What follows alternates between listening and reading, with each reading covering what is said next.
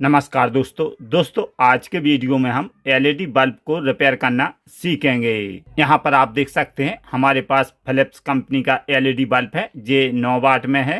ये पूरी तरह से डेड है। चलिए इसको हम चेक करते हैं। तो कभी भी आप चेक करें तो सीरीज में ही चेक करें। तो यहाँ पर हमारी ये सीरीज है, आप देख सकते हैं ये बिल्कुल ही वर्क नहीं कर रहा है।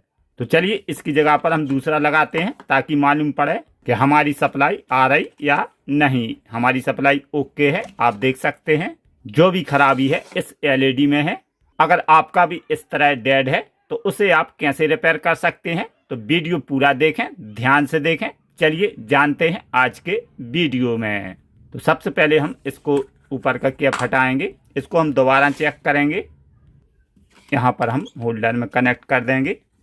चलिए इसके हम वोल्टेज देखते हैं। तो कोई भी एलईडी हो 2 पार्ट से बना हुआ रहता है। जैसे कि यहाँ पर आप देख सकते हैं एमसीपीसी भी है, इसके अंदर ड्राइवर सर्किट रहेगा। अगर इन दोनों में से कोई भी खराब होने पर आपका एलईडी बल्ब डेड पड़ जाता है। तो यहाँ पर हम वोल्टेज देखेंगे 70 से 100 वोल्ट डीसी मिलना चाहिए। तो मीटर को आपको 200 वोल्ट डीसी पर रखना है। तो यहाँ पर हम देखेंगे तो आप देख सकते हैं यहाँ पर कोई भी वोल्टेज नहीं है। इसका मतलब है जो भी खराबी है इस ड्राइवर सर्किट में है। ड्राइवर सर्किट को आप कैसे रिपेयर कर सकते हैं, चलिए समझते हैं आज के वीडियो में। तो सबसे पहले हम यहाँ से भी आप खोल सकते हैं या इस साइड से भी। तो यहाँ पर आपको पेंचकस लगाना है। तो इस तरह जी आराम से इजी हो जाएगा।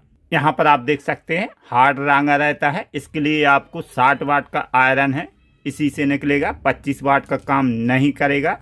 तो यहाँ पर कैया रख के इस तरह ठोकर लगाओगे, आप देख सकते हैं इस तरह जी निकल जाता है। तो चलिए ड्राइवर सर्किट को बाहर निकालते हैं।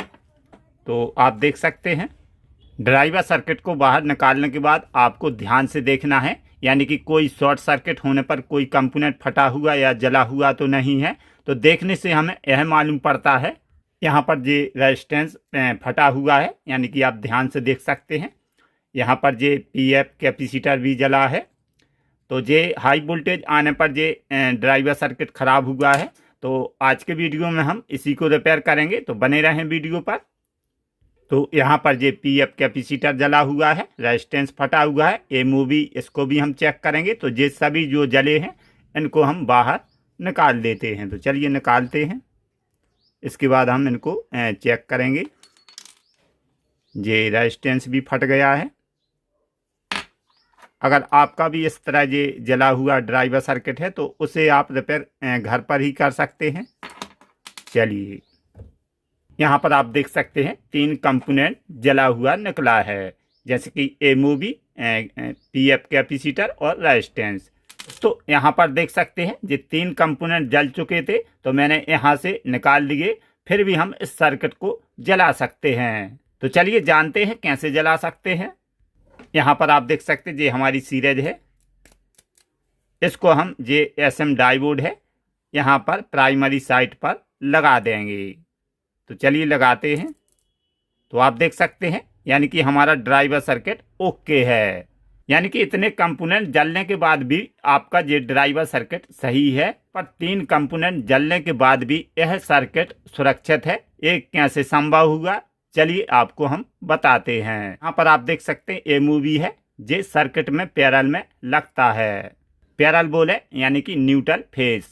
हाई वोल्टेज आने पर ये शॉर्ट होता है। शॉर्ट होने पर आपका ये रेजिस्टेंस फ्यूजिबली खराब हो जाता है। तो आगे सर्किट सुरक्षित रहता है। ये तीनों कंपोनेंट हमारे एसी पर रहते हैं। पीएफ पैरेलल में रहता है और ये एमओवी। तो एमओवी लगाना जरूरी रहता है। अगर आपका एमओवी नहीं लगा होता तो ये आपका आईसी, ये छोटे छोटे कंपोनेंट सभी डैमेज हो जाते हैं। तो ये आपका ड्राइवर सर्किट रिपेयर नहीं होता है। कंपोनेंट को नया डालेंगे तो दूसरे सर्किट से निकालते हैं। ये रहे दोस्तों, मैंने दूसरे सर्किट ड्राइवर सर्किट से निकाले हैं 3 कंपोनेंट। इनको हम तीनों को चेक करेंगे। चलिए इस रेजिस्टेंस को चेक करते हैं। ये 100 ohms का है। तो मीटर पर ध्यान दीजिए, ये 100 ohms का है, सही है। इसके बाद हम देखेंगे ये पीएफ। तो यहाँ पर कोई भी रीडिंग नहीं आना चाहिए, सही है। इसके बाद एमओवी देखेंगे, इसमें भी कोई भी रीडिंग नहीं आना चाहिए। तो आप देख सकते हैं यानी कि ये भी ओके है।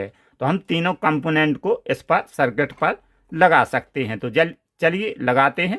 तो इसको लगाने का तरीका यानी कि इसका कोई माइनस प्लस नहीं रहता, किसी भी डायरेक्शन में आप इस ए मूवी को लगा सकते हैं। चलिए ए मूवी की सोल्डरिंग करते हैं। तो ये दोस्तों ज़रूर लगाना, आपका ये रिपेयर हो जाएगा, सुरक्षित रहता है, इससे प्रोटेक्शन रहती है, आगे आपका ज़्यादा नुकसान नहीं होता है। अगर ये नहीं लगा होता तो ये ड्राइवर सर्किट रिपेयर नहीं होता, क्योंकि ये सभी हमारे कंपोनेंट जल जाते। तो चलिए इसको लगाते हैं पीएफ को। इसका भी कोई माइनस प्लस नहीं रहता है, ये सब हमारे कंपोनेंट एसी पर चलते हैं, यानी कि ये न्यूट्रल फेस पर लगे हुए रहते हैं।